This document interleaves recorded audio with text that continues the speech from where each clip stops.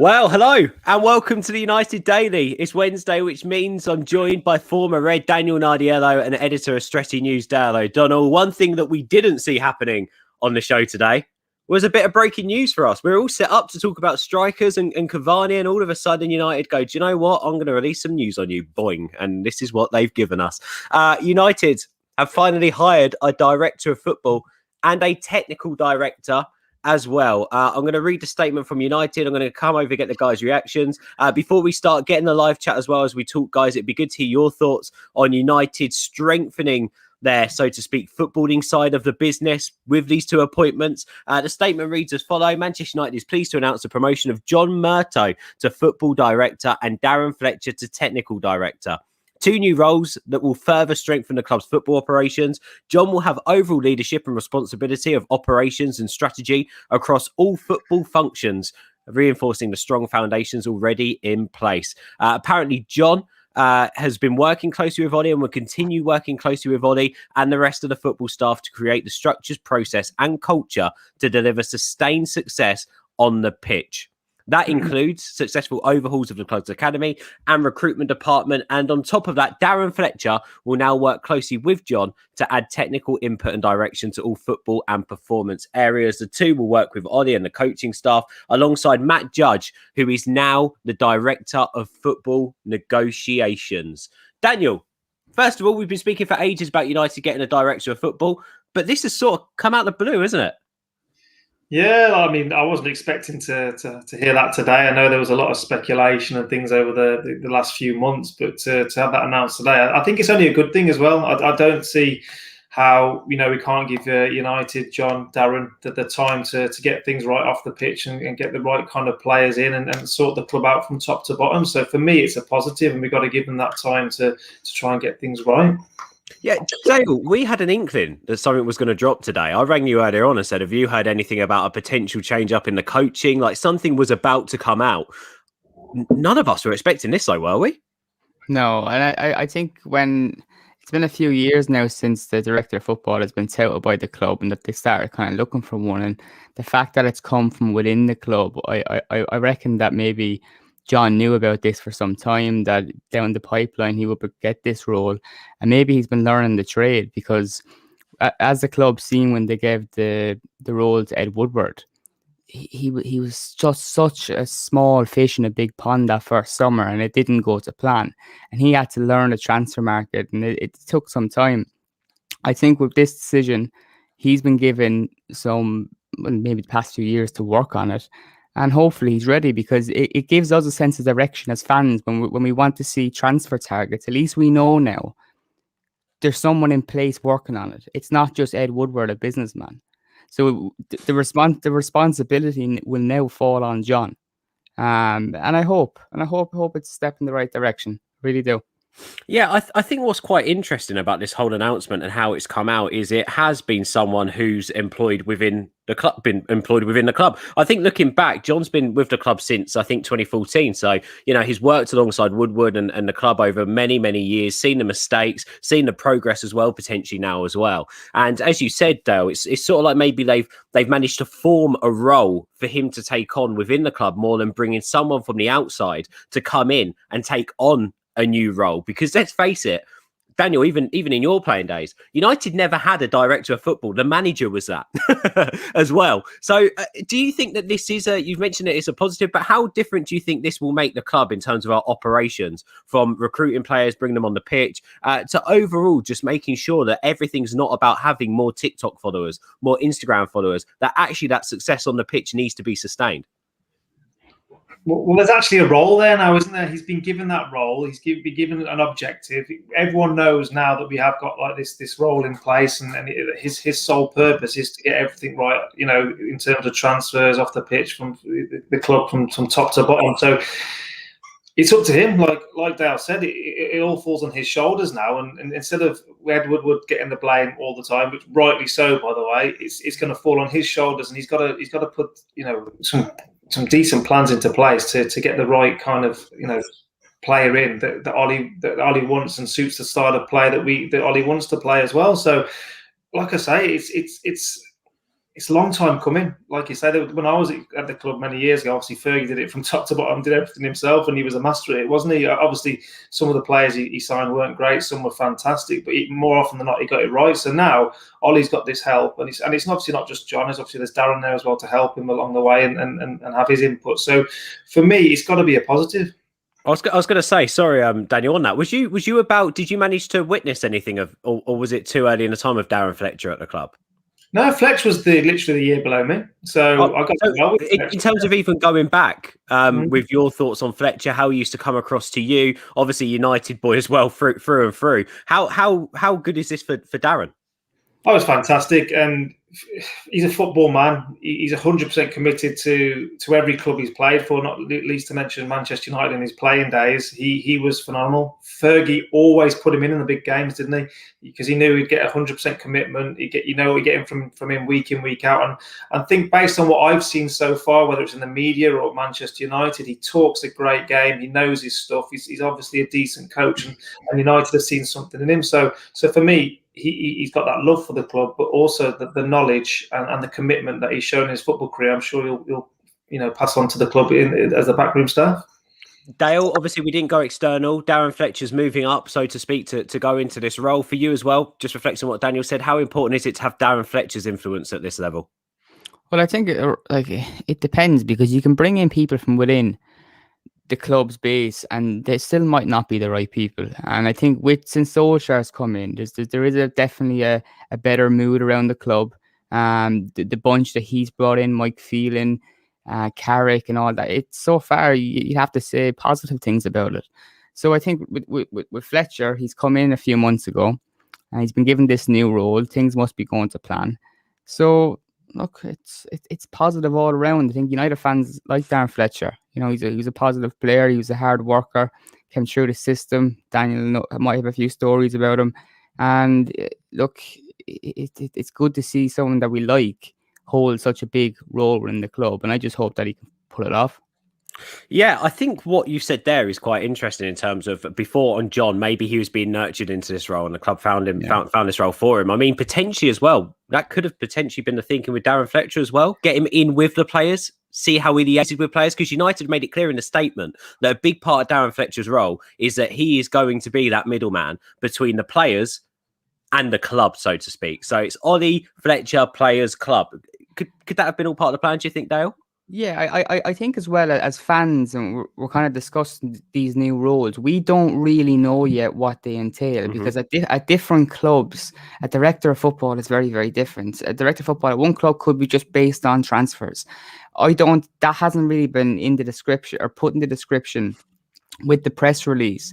So I think as my job as a writer in the coming days, and hopefully you might see it in other media platforms too, it's to find out what John will specifically be doing. Will he be active in the transfer market? Will he be spending these months when the transfer window is closed? Will he be reaching out to the likes of Bayern Munich, the way they do business, and try and get deals done quickly? That's what I want from someone in this role. That's what I think United need, a sense of stability. We talk about having the right manager and getting behind them. The problem right now is if Solskjaer doesn't win a trophy, fingers will start being pointed at him. And I don't think other areas of the club have really benefited him. And it would be nice to see now things fit into place, because we have an opportunity to start thinking ahead with John. And I hope that's part of his role. My job now is to find out, is that a part of his job? Before I come over to Daniel and ask a bit more about Fletcher around other players and Dale, you just mentioned there, in terms of some of your questions around the job description and what this actually entails. I'm just about to put a tweet out now. When you dig into that, I suppose finding out that information will uncover whether United are actually addressing the areas which we need help and support in, that we've lacked in for so long when it comes to the structure of the club and the footballing decisions that are made, or are they just offering job titles to people to please the fans and relieve that pressure? I suppose that's what you need to try, and that's what we need to try and find out. Well, I think at the start, if people listening are obviously thinking director of football and this means transfers, I don't think so, because we've already heard Solskjaer kind of talk about the summer, and I think it was not going to be as exciting as people are hoping. There's still no sponsor announced to come in to replace Chevrolet. We're in the middle of a pandemic still. There's still no fans at games. So that means, John, if his job is to deal with transfers, his hands are already tied. And we shouldn't be expecting that this sudden announcement means that United are going to be very active. I hope they're proactive. I hope it's not coming to the end of the transfer window and fans are unhappy with the additions and we're panicking around the market. I hope this means now we can get a bit of a foot in and get some deals in the process at least. Mm-hmm. Yeah, no, it's an interesting point. Daniel, let me come back over to Darren Fletcher. You mentioned a bit about him there. Obviously, you knew him more as a young lad, but also looking in from the outside with what he did at West Brom as a captain, as a leader, as a Scottish national team as well, and also as a coach. As I know, he coached the reserves for a bit, didn't he? And he's been a coach at United now for a little while whilst taking those badges. How do you expect Darren to be around the players? How was he around players? Well, I mean, as a player, I played with him. Obviously, he was at the youth team level and the reserve team level. But he was a leader. He was a fighter. He struggled a lot with injuries and illnesses, even during his younger years, and he fought through that. He was very committed. He was all about becoming a professional footballer for Manchester United, and he gave it his all. He had great camaraderie in the change room. The lads loved him. He got a lot of stick and he gave out a lot of stick as well. But that's all part of the changing room banter. So he was a great lad to have in and around the changing room.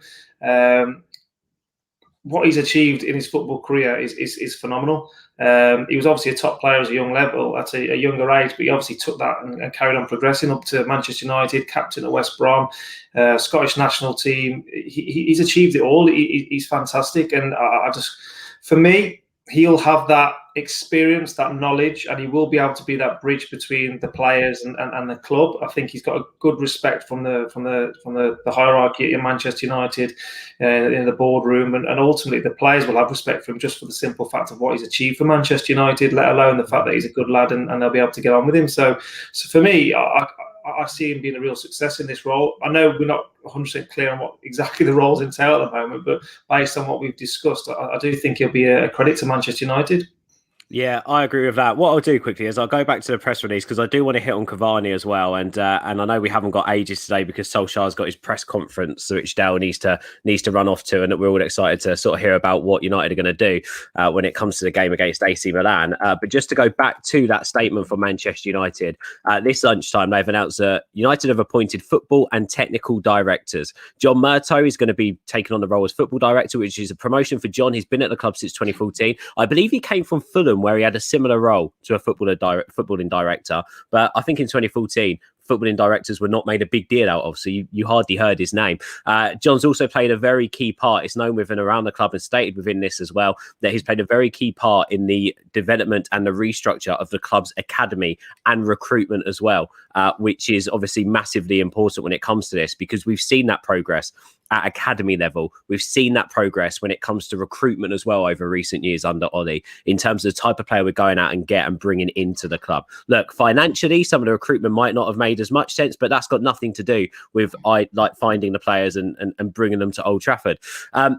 Additionally, Matt Judge is moving on to being the director of football negotiations, which again is a slightly different role for him. And that means that he is now just going to be focusing on making hopefully the transfer happens as and when we need them to. Although, again, going back to the point, when it comes to negotiations over price tags, we've not been great at that, have we? So well done on your promotion, Matt Judge. But looking at it here, Darren's obviously been appointed because of the DNA of the club that he's got inside him. And as Daniel said there, his experience and respect that he gets. Everyone at the club is excited about the new roles. John Murtough has said here, this is an exciting time for everyone at Manchester United with a first team academy and women's team all performing strongly. And there's plenty of development still to come. It's a privilege to be part of the process and to lead Manchester United's footballing department. So I think also what's quite clear, Dale, in this statement is the statement's been made clear that there's now going to be a difference between the business side and commercial side and the footballing side with how they're trying to structure the club. It's no longer all one, which again, when it comes down to the transfer windows, is this to take the pressure off of Ed Woodward, or is this to actually... It's just weird, isn't it? In how it's sort of similar on how everything sort of recently, so to speak, come out in the structure of the royal family and the firm. How does it all work? How is United working as a business and as a piece with so many elements to it? It's sort of, as you said, as a journalist, still baffling in terms of how these new roles are going to work and happen. Yeah, look, we've been given positive announcements in the past where several times big signings and hope for a new future. At the end of the day, still the same owners. Their ultimate aim is to milk United dry commercially and to make a lot of money. For us fans, what we want to see is the team winning. We don't care about balance sheets and all that kind of stuff. We want to see the team improving, likable players and good football. And those are two very, very different things. If the club are deciding there's perhaps an alternative way to manage the club and run the club and do it half down, and we see better results on the pitch, okay, if that's better than what we've seen in recent years, let's see what it can bring. But I'm not going to get too excited about this announcement. Director of football and Matt Judge being promoted, still so many people that have been there, last month, last transfer window. Let's see what this really means in the coming months. But as of now, same people at the club. Yeah, same people at the club, different roles. Hopefully this builds upon future success. But also I think going back and looking at the end of the season again, when we look at progress as a club, this is one of those things that we can actually say, well, we have progressed. One of the things that was keeping United back many years was the fact that we have not invested in our heads of footballing departments. No longer, as we said earlier on, as I'm sure Daniel can hit on in a bit more detail, Sir Alex Ferguson at the football club was everything when it came to being a football institution. Anything when it comes to being the director, the scheduler, making sure training was happening, although he didn't exactly take the training. He directed it all. He didn't, so to speak, get in the training ground and do everything hands-on every single minute of every single day, but he directed it and make sure that everything was functioning. United haven't had that for years, and we haven't had that structure when other clubs have adapted and brought in people like footballing directors to control the footballing element of the club. I think this is a positive thing. I hope this can help Ollie, but as Dale said there, it doesn't change the people who are still making the decisions at the club. It doesn't change the fact that we've still got influential people in influential places who have the ability to say, oh, you want Jadon Sancho, do you? Well, yeah, we don't think that you should. Well, actually, it's not your decision. Hopefully these new roles will mean that that's not the case and we do get a final say, but who knows? Ben, I wonder if Anthony Martial, I know he played well at the weekend, but I wonder if he's still Joe Glazer's favourite player. I wonder if he's John Murtough's favourite player. That's the important thing now. Everyone would be like, oh, hey, John. Hey, John, yeah. Remember, we spoke once. Yeah, I like you, mate. Oh, it's going to be interesting. Anyway, Daniel, let's move on. Let's talk strikers, shall we? Interesting claims have come out about Cavani and him potentially moving on this summer. Let me just, obviously we know he's on a 1-year contract, which then we can trigger a second year. So it's no surprise if potentially he does end up going. But before I talk about the rumours and where they've all stemmed from, striker to striker, what have you made of Cavani this year? I think he's been a breath of fresh air. I think he's given the likes of Greenwood, Rashford, Martial something to work towards with his work rate, with his constant movement, with his his desire, his ability to always try and get in the box and score goals. I think he's been a credit to Manchester United and the younger forwards that can learn off him. I think he's been fantastic, and unfortunately he's been injured lately, obviously, and they missed a couple of games. But we were desperate need for him, weren't we? He was a breath of fresh air when he came in. He added that extra depth into the squad that we needed. So for me, he's been fantastic. And I know there's been a bit of comments coming from South America from his dad, hasn't there, and stuff like that. So it reminds me a couple of, sometimes family members do stupid things, and I remember something my wife did when I was playing for a football club, and she told someone on Facebook that she was desperate to get back to Manchester. I'm like, you've got to delete that straight away, and that's at my level when I was playing in League 1 and 2. So family members are stupid, and it's nice that Cavani came out and obviously that picture of him in a United shirt. So unfortunately, these things happen. But for me, to answer your question, he's been phenomenal. How do you obviously I don't want to get into the possibilities of the fact of a domestic there, Daniel, but as a player, obviously you still got to go into training, potentially someone else has seen those comments. How do you deal with that personally? Listen, I suppose what he's done, he's just got to get on with it, and there's obviously got to be a bit of truth in it. Unless he doesn't speak to his dad at all and they haven't got a good relationship, which we know is not true, there's got to be some truth in it. So it's down to Cavani now just to get on with it, knuckle down, honour his contract, and work hard on the training field and on the pitch, because things like that are soon forgotten. Yeah, Good point. Dale, I don't think we're disputing there could be some truth about it. At the end of the day, if your dad is going to come out with a comment like that, there's got to be something around it. We know, but to be fair, he was linked to be going back to South America, going back to Boca Juniors before he even joined United. That was a place where it was looking like he was going to end up. But obviously he ended up at United, and obviously a lot's happened. Let me just quickly read out what's been said before I come over to you. So Luis Cavani has told TYC Sports, which is a South American publication, my son does not feel comfortable in England and wants to be close to the family again. It says here that Edison has had many conversations with Riquelme. He would like to play for Boca Juniors. He will always be seduced by the idea of playing in Boca. If he returns to South America, he's leaning towards Boca. By the middle of the year, he will return. My son's idea is not to continue there. He wants to return. Also made comments about the fact that he has been unhappy playing in England. He was unhappy with the FA's decision as well to ban him. And he also, just overall is not happy in England. What was your reaction to the comments, first of all, Dale? I had more understanding than I think a lot of people, because when you take into consideration what his dad is actually saying, I don't blame Cavani. He said he's uncomfortable living in the UK because he was painted as a racist for something that wasn't racist. And I can totally understand why he would be unhappy there. He came out on Instagram since then, said he's proud to wear the shirt, which was never in doubt. Cavani's always looked happy at United. But I don't think he's happy living in the UK. And I think what his dad said is understandable. I think the move to Boca is probably something that Cavani plans to do when he leaves Europe. But United have an option to extend this deal a further year, and I think they will do that. I think then Cavani would probably leave United on a free and go to Boca. That would make sense financially, and there he would also have to take a smaller wage package, which I'm sure he understands. Do you know what? I'm gonna differ in opinion here. I think he goes in the summer.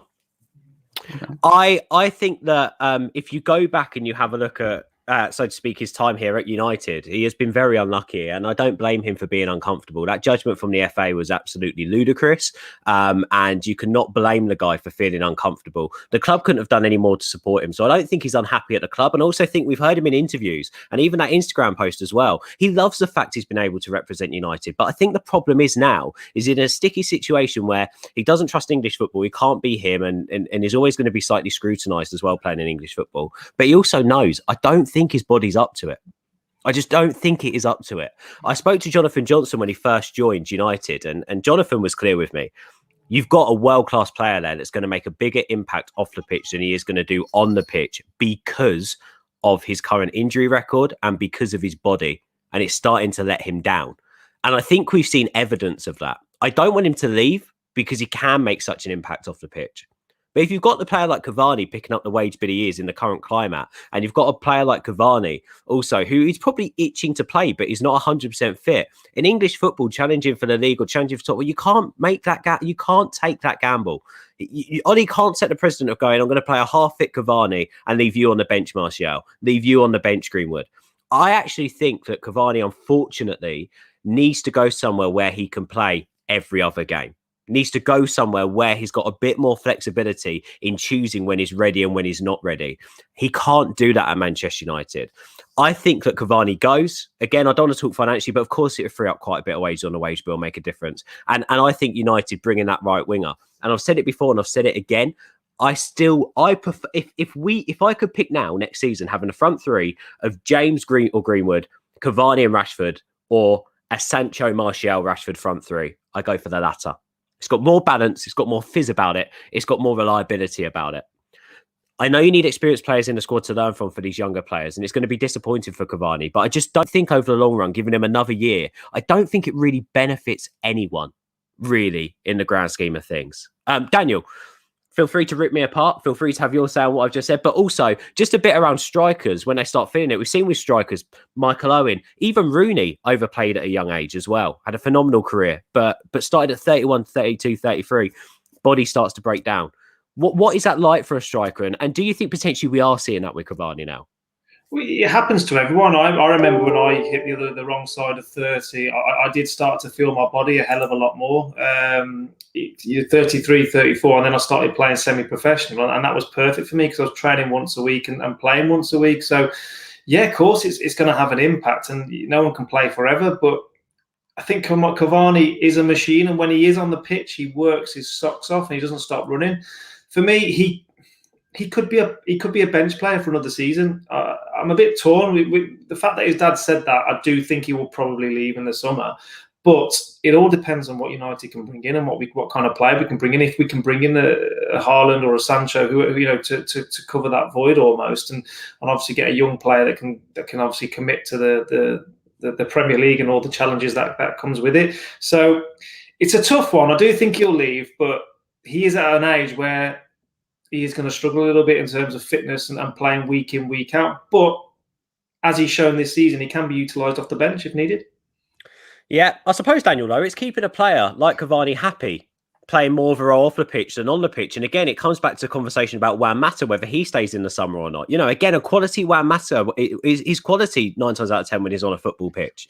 Potential questions about his legs again and his body and his injury record now as well. He's been out most of this year for an injury that we don't even know about. Can you keep players like Mata, players like Cavani happy when they are just going to be bit part players? It depends what interest they've got elsewhere, to be honest. So if they know they can go elsewhere and play week in, week out, and every player wants to play week in, week out as long as the fitness permits that, then no, they probably wouldn't be happy just being a bit part player, playing once every 6 weeks, or whatever it may be, or sitting on the bench every week and not coming on. So every individual player is going to have a different circumstances come the end of the season, whether it's fitness, clubs that want him, the wages that other clubs can afford to pay these players as well. So I'm a big believer in having experience in your squad. You got a handful of players that can help the younger players come through. And for me, Mata's got a fantastic attitude, and it looks like a lot of players can learn off him. And he's never had. There's no one has a bad word to say about Mata, is there? In terms of his off-the-field antics and how he is with the younger players. So for me, he could be a great leader off the pitch and in the changing room to help those younger players come through. But who knows if he'll be happy with that or not. Just before I come over to you, Dale, sorry, just a quick thing that's come to mind though, Daniel, just on that, playing devil's advocate. I think we've seen more now than we have done in a very, very long time. And maybe Jamie Vardy, who I think is now 34, 35, isn't it? I think he is in his mid-30s, is maybe the big exception to this. But quite a lot would say it's turning into a very much a young man's game now. So having that experience in your squad isn't as needed. The Flair teams seem to be doing better than some of the teams that have that balance about them. What would you say to that? Well, yeah, I can understand that to a certain degree, but I think if you were to pick out players and teams that have a younger base squad, you'll see some leaders in there. Influence. Now, yeah, it's influence. It's not necessarily age. Experience is fantastic, and it's not necessarily, like I say, it's not necessarily age. So having a leader in your back four and your midfield, regardless of what age they are, is paramount to a successful club. I just think as an experienced pro, even if you have one or two that are the wrong side of 30, 33, 34, who've won leagues, won competitions, played all over Europe, they can bring a hell of a lot to a changing room. Mm-hmm. It's going to be interesting, though, Dale, because if Cavani doesn't sign on, it's what do we do next? I've said before in this show when we've done that thing of our ideal front three. I don't think this summer is the time any club gets Haaland. I think it's next summer.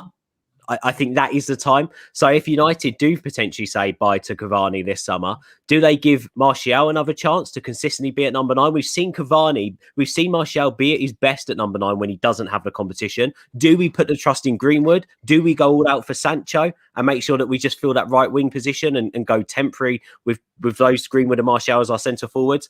It'll be interesting to know what you think about what we do if Cavani doesn't stay. I'd be sickened if Cavani doesn't stay. I think Cavani's a really, really good addition. We talk about experience, and it's not just what the output on the pitch, which I think whenever he plays, even when he's not scoring goals, he's contributing something with his running off the ball, or just his presence is felt on the pitch. But I think with his experience too, the likes of Greenwood, Rashford and Martial will learn from seeing him react to certain things. If he goes through a period of not scoring goals, bad form, you want to see what a player like Cavani, how he responds and how he handles himself. Daniel might speak a bit about this. An experienced player, it's not just what you see on the pitch. As far as output goes, what I want United to do is I want to keep him an extra year, because I don't think they can go into the transfer market, being honest, and find a better option as a goal scorer. You talk about Martial. Going into next season, no, I can't trust him as being our number 9. Looking at this season, looking at the last few years, he's just not consistent enough. And he has not shown enough consistency to warrant that. United will have to go into the market if Cavani leaves. No question about that. And I think the only way in which I'll be happy if Cavani departs and we get someone in is if it's someone like Haaland. Because like I said, there's not many better options out there. Yeah, it's interesting. I'm actually going to put that now to everyone and to Twitter. That's a good point you've made there. If Cavani goes and we can't find a striker, do we trust Martial and Greenwood enough to be our number 9s in a season, by the way, that we're meant to be challenging for the title? Because that is the next step. And that needs to be taken in consideration. Do we trust more having Cavani as our number 9? But again, devil's advocate, can we get a title challenging season out of Cavani? Yeah. Really? I don't think you can.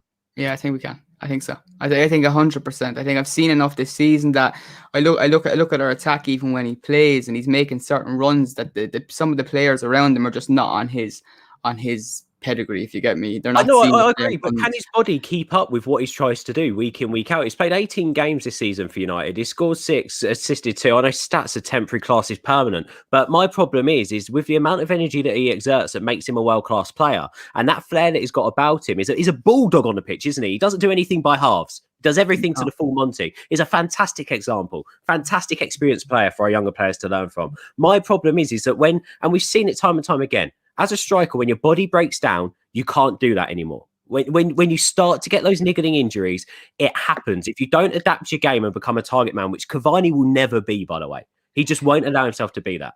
Ben, this sounds like a conversation that was had in the summer between Barcelona and Atletico Madrid, because if you look at the way, and it's a perfect example because the way in which Atletico play, they're a high energy team, and the mantelpiece is Luis Suarez. And he can still score goals. He's 34, whatever age. Barcelona said he's too old to play at that level anymore. And he's proven them wrong because he's got a team around him. I mean, we know with Diego Simeone, everyone works hard. Suarez has always worked hard. And I look at Cavani, same kind of striker that way, runs with the ball, a nightmare for defenders. But at the same time, look at Cavani. He's like a Greek god. He keeps himself so well. I reckon 2 years left at the top. I reckon. And I think next season, if we could sort our act out defensively and he can play most games up front, we're scoring goals. What do you think? No, I do understand what you're saying, Dale, and I get it. And that's the ideal dream scenario. But my question is whether that dream can actually be a reality with Cavani now. And also, you're asking what you're saying there, and the example you've given is a fair and a fine example of Luis Suarez. But then also, as you hit on, they're two football teams that play different styles. So do we need to adopt our style to suit a world-class Cavani? Does that make us does that give us more of a chance to become title contenders than potentially the philosophy or the way that Oli is actually trying to play, which is closing down quickly, which is attacking at speed? And when you play like that, you do naturally exert more energy. And again, my question, I don't know, maybe we can go over to Daniel about this, is it worth taking that risk in Cavani to moulding, so to speak, the team now and potentially who we bring in the summer around him to keep him for one more season, Daniel? And does that make us even better opportunity to be title contenders? Well, I'm in agreement with Dale to a certain degree in the fact that he has got the quality, he has got the ability, and there's no doubt about that. He'll have the pace and the power and the creativity around him. If you've got the Fernandez's, Rashford's, Sancho, Greenwood, Martial, you've got plenty around him. He's already shown us that he can work his socks off. He's already shown us that he can attack at a fast pace, bring other players into play. He's got all the ability that's needed for a Manchester United striker. I don't think they need to change the style so much just to suit him. And even if he does have a couple of niggles here and there, he doesn't have to play every Premier League game, because if United are going to be challenging for the league, they should be beating teams that we've maybe lost to or drawn to this season, which we should expect to, like a Sheffield United, for example, stuff like that. With the likes of Martial playing as a number 9 or a Greenwood playing as a number 9, that was just a bad performance on the day. So he doesn't have to play every minute of every game. We can utilise him as and when we need him, albeit being our main number 9 striker. But when he needs a rest, just give him a rest. FA Cup games, doesn't need to play all the FA Cup games, doesn't need to play any, whatever the Carling Cup, Coca-Cola Cup's called nowadays. Doesn't need to play any of those. Concentrate on the Premier League and then Europe after that. So for me, United could benefit from one more season from him. My disagreement definitely isn't of benefiting him, and I completely get both the points completely made, and I suppose this is where it gets really tricky. Cavani's a quality player, and we've been crying out for a striker like him to suit our system for a very, very long time. I'm not disputing that. My dispute is more around the fact that we've got a player there in Cavani who, again, and I know what you've mentioned there about resting him, Daniel, and I do think to some extent maybe he has been rested actually in games, but still ends up exerting so much in to those 90 minutes that potentially he plays, or 60, 70 minutes that he plays, that he often, I suppose what I'm trying to say, and again, I can't put myself in his shoes, but when a player works that hard and your body is in the condition that it is in, where it's taken so many bad knocks and you've had so many muscle injuries, you're always risking the chance when you're such a high energy player of picking up a knock. And it's all right, as you said, if it's a couple of knocks, but it's not a couple of knocks, is it? I can't remember the last time he put 3 games together. He hasn't done that. And he definitely hasn't played on a weekend and then midweek again since we started out this season. So I just think it's interesting. And again, I know it comes back to it, and I don't really care about this, but, wages sat on the bench, in terms of how much is it going to cost to renew that contract. Again, going into a very hard summer that you've already hit on, Dale, are we really going to lose sleep? And someone put this in the live chat. Are we really going to lose sleep if it funds a Sancho deal, if it funds a central midfielder still, allows us to maybe bring in another backup option somewhere? Are we really going to lose sleep losing Cavani? I suppose that's the point I'm trying to make. I think we will end up losing sleep, because if we lose Cavani, and you mentioned Sancho, and that'll keep people happy in the summer, and a centre back will keep people happy in the summer. But if we go into next season without a proper number 9, people will lose sleep, 100%, lose a lot of sleep, because United won't win matches. We see the problems this season. Yeah, it's the defence, but what I want to see this summer is Solskjaer finally tuning this team. Get in a defender, it needs one. Keep Cavani up front. Get a right winger in. Why do we have to lose Cavani to get in one of them? Manchester United are one of the biggest clubs in the world. I know it's going to be a tough summer, but we should have the best scouting network in the world. There has to be a defender out there. There has to be a good centre back out there. And there has to be someone that can make a difference on the right. Daniel James is a good player. I think delighted to see him come into the team the past few weeks. I know I wasn't on the show last week to talk about him, but look, he's a player that you want to have in and around the squad, but not someone that's going to be starting. That has to be the ultimate aim. But if we take away one of the key aspects to what we have right now, a top number 9 who, he doesn't play every week, finally tune the team, keep him. We'll be better next season. I suppose you've just made the point there, though. If he can't play every week, what's the point in having a top number 9 at the club? Definitely. Maybe that gives rooms and scope. If he wins you 1 in 4 games, that still isn't good enough to challenge for the league title. And I suppose I know what you're saying around trust and how it can help the other players, but that's just the point I'm trying to make. My worry, for me, I still keep him. But the point I'm trying to make is that if he turns around and goes, I want to leave, I wouldn't be pressuring him to stay. And also, as United, if you're going into this transfer window and you're saying, well, actually, potentially we need to let a couple of players go to free up some money. And I understand what you say there about being a big club, etc. But we all know the situation every football club's in. I feel there's other positions that we drastically need to strengthen in. I would sit Cavani down, and I would say every league game and every Champions League game next season you're starting. That's it. Every league game, every Champions League game you're starting. Obviously, if there's knocks and niggles, that's part of football, and Solskjaer has a squad to deal with that. But I think look at Greenwood. I think it's too soon to put all this pressure on that he should be the one starting. But if you get another year out of Cavani, that gives also Greenwood in and around the team a few games, because we know he's good enough to start for Man United some weeks. Why can't he?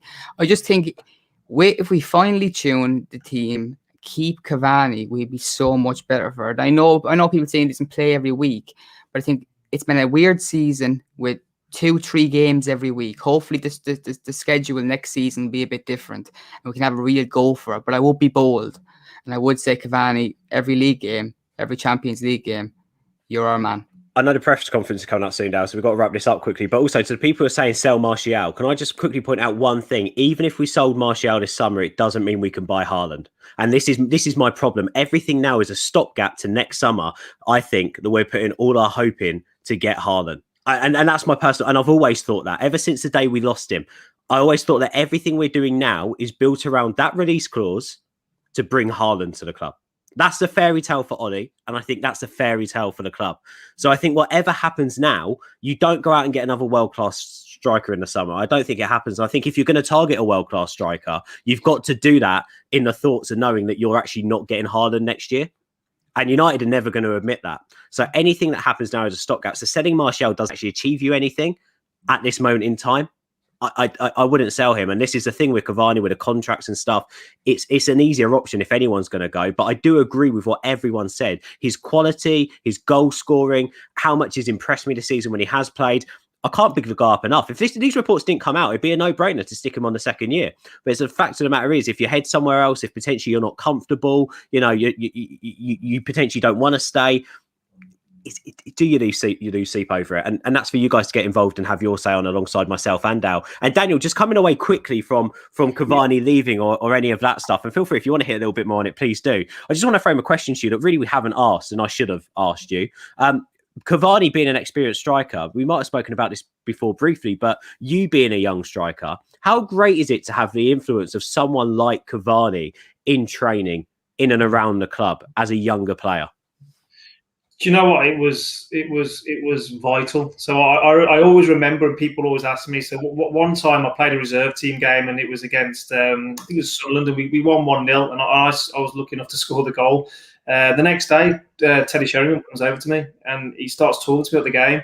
Starts asking me about, because he obviously watched it on MUT. He said, did this, did this, did that. And he goes, have you been watching Ollie? Because the goal I scored, I kind of shot across the defender. It went through the defender's legs and went into the bottom corner. He goes, have you been watching Ollie? Because Ollie does that all the time. He says, keep that up. It's really clever. And he just gave me a bit of guidance and a bit of help on things I could have potentially done better in that game as well. So he, at the time, Teddy Sheringham, he'd won everything, hadn't he? And he was a vital part of that Manchester United squad in the Champions League, I suppose, a couple of years before. So it's a massive importance, and it goes the other way as well, because there was a couple of players, strikers, that obviously I won't mention their name, but I really didn't like them. They didn't help you coming through that. Maybe they saw us as a threat or something, whatever it may be. I'm not sure, but having that guidance, having that help from a senior pro, for me is second to none. It was fantastic, and like I say, Teddy Sheringham was fantastic in that occasion. What a story, Daniel! But Dale is not going to be able to put an exclusive scoop on Stretty News if you don't name names. I wouldn't.